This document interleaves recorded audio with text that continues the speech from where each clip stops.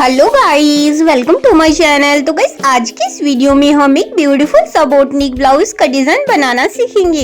But guys उसके पहले अगर आप लोग मेरे चैनल पर नए आए हो तो प्लीज चैनल को सब्सक्राइब करना ना भूले। तो चलिए गाइस अब हम वीडियो को तब शुरू करते हैं। तो देखिए गाइस मैंने यहाँ पे ब्लाउज का लंबाई 13.5 लिया है।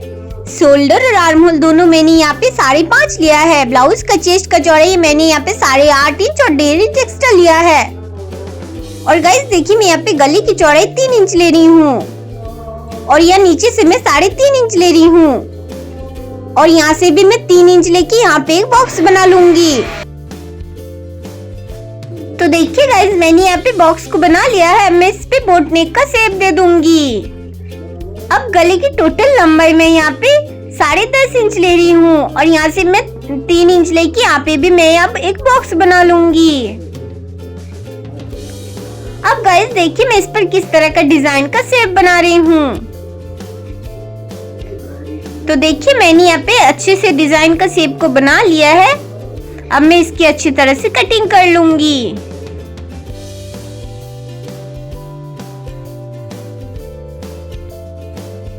तो देखिए गाइस मैंने यहाँ पे अस्तर वाले पार्ट की कटिंग अच्छे से कर ली है। मैं मेन फैब्रिक की भी कटिंग कर लूंगी।